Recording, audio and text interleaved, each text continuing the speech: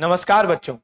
तो आपको पता है कि बहुत समय से इंतजार चल रहा था कि एग्जैक्ट डेट्स एसएससी कब रिवील करेगा, क्योंकि उसने अपने एग्जाम कैलेंडर में तो बताया था कि अलग अलग एग्जाम्स टेंटेटिवली कब होंगे, लेकिन अब उसने एक दिया है इस कैलेंडर में नया शानदार अपडेट, क्योंकि उसने एग्जैक्ट डेट्स दे दी हैं। सबसे पहले काम की बात करें तो एसएससी सीजीएल एग्जाम, जिसका इंतजार आप पूरे साल भर से करते हैं और हजारों लाखों बच्चे इसकी तैयारी करते हैं, इस एग्जाम को निकालना चाहते हैं, क्योंकि यहाँ पे मिलते हैं शानदार पद। उसके बारे में हम लोग कभी और चर्चा करेंगे। लेकिन सीजीएल में जब हम बात करें, exact date of advertisement SSC ने दे दिया है, वो है 31 मार्च। तो 31 मार्च को अब आपका एडवर्टीजमेंट आ जाएगा, और यानी मोटे मोटे तौर पर देखें तो इसी महीने के अंत में अब आपकी बात हो रही है, यानी अब कमर कसने का समय आ गया है। अब हो गई बच्चे होली भी, अब आपको पूरी तरीके से फोकस करना है पढ़ाई पर, क्योंकि एग्जाम के महीने भी उसने बता दिए, मई जून। तो 31 मार्च को इसी महीने आपका नोटिफिकेशन आने वाला है और मई जून में आपका एग्जाम होने वाला है। यानी अगर मैं महीनों की बात करूं कितने बचे हैं महीने, तो 2 से 3 महीना बचा है आपके लिए। और आप वो तीसरा महीना तो हटा ही दो, आप 2 महीने ही मानो, क्योंकि अंतिम समय जो होगा आपका 15-20 दिन का, वहां तो आप करोगे टोटल रिवीजन। यानी अब सिर्फ 2 महीने बचे हैं बच्चे। अब हर एक क्षण बहुत महत्वपूर्ण है। अब जो आपका सिटिंग आवर्स था उसको बढ़ाने का समय आ चुका है। मिनिमम मिनिमम बेटा 9 से 10 घंटे की तैयारी तो होनी ही चाहिए अब से। तो आप कैसे वो मैनेज करेंगे, अब वो प्लान बनाइए, क्योंकि अब मई जून में आपका एग्जाम होने वाला है, ये साफ कर दिया एसएससी ने। फिर सीजीएल के अलावा बात करें तो सिलेक्शन पोस्ट, इसका भी जो टीयर 1 है, हम लोग टीयर 1 की ही ना बात कर रहे हैं अभी, तो टीयर 1 की ही बात हो रही है अभी पूरे अपडेटेड एग्जाम कैलेंडर में। तो सिलेक्शन पोस्ट देखो, अगेन 31 मार्च को इसका भी डेट ऑफ एडवर्टीजमेंट है, लेकिन इसका जो पेपर होगा वो मई जुलाई, क्या लिखा है, मई से जुलाई 2026 में होगा। ठीक है, यानी यहाँ पे सिलेक्शन पोस्ट ने हो सकता है मई में ना देके वो आपसे जून में भी बोल दे। ठीक है, तो यहाँ पे थोड़ा सा बाद में जाने की संभावना है, क्योंकि यहाँ तो उसने साफ मई जून बोला, सीजीएल में वो जुलाई नहीं गया है। ठीक है, फिर बात करें जूनियर इंजीनियर, तो बेटा जो जूनियर इंजीनियर का पेपर है, यहां पर भी जो बच्चे उसको टारगेट कर रहे हैं, तो 31 मार्च को ही आपका नोटिफिकेशन डेट है। यानी सीजीएल, सिलेक्शन पोस्ट और जेई यहां पर 31 मार्च, और यहाँ पे भी पेपर मई जून में होगा। तो आप में से जो बच्चे जूनियर इंजीनियर को टारगेट कर रहे थे, तो बच्चे मई जून आपका भी पेपर का मंथ है। फिर बात करें स्टेनोग्राफर, अब आप जानते हैं स्टेनोग्राफर में आपको स्टेनो की भी तैयारी करनी पड़ती है, टाइपिंग की। तो कुल मिला के यहाँ पे 30 अप्रैल, तो ये मार्च वाले हैं और ये अप्रैल, यानी स्टेनो में आपको मिल रहा है 1 महीना और एडवर्टीजमेंट में। और एग्जाम की बात करें तो अगस्त सितंबर, यानी काफी समय मिल जाएगा आपको।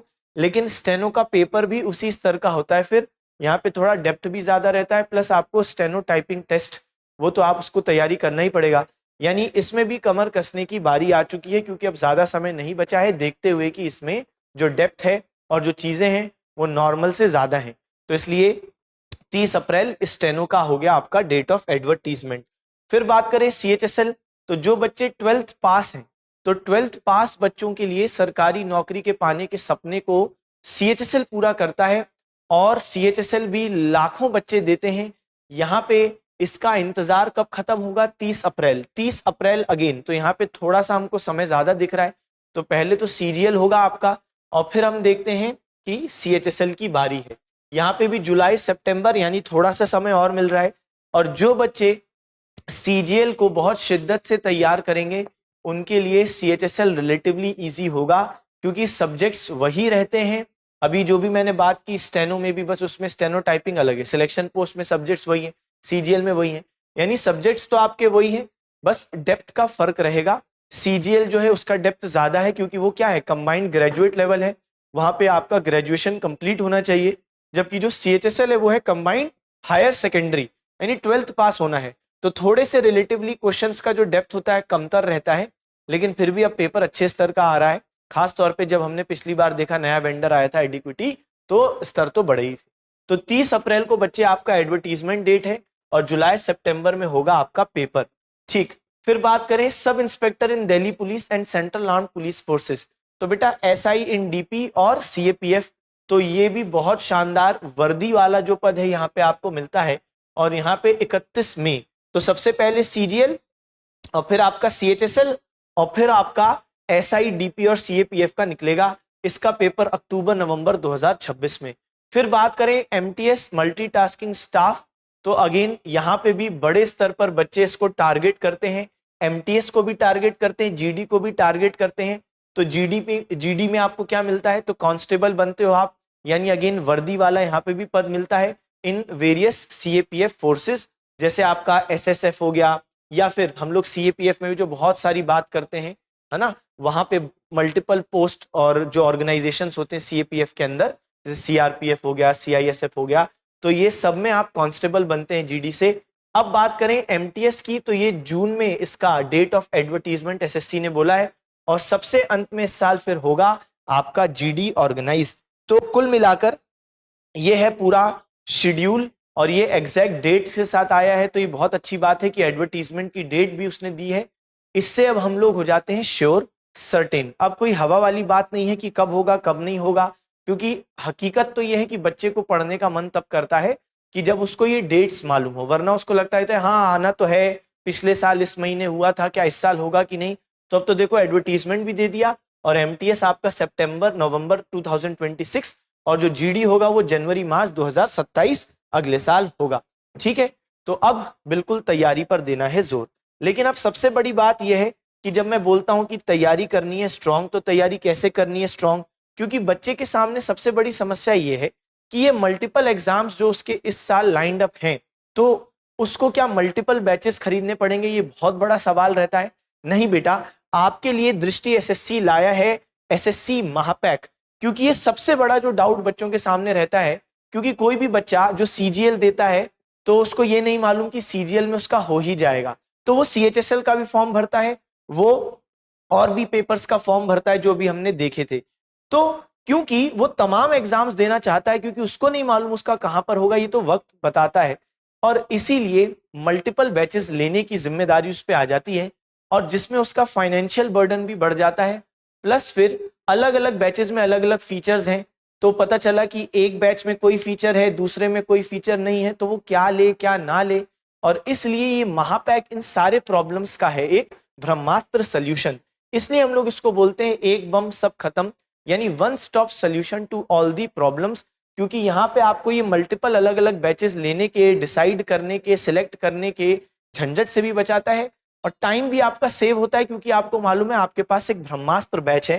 क्योंकि यहाँ पर हम क्या बात कर रहे हैं कि अगर आपको CGL की तैयारी करनी है, तो इस महापैक में दृष्टि SSC के CGL फाउंडेशन कोर्स भी आपको उपलब्ध होते हैं।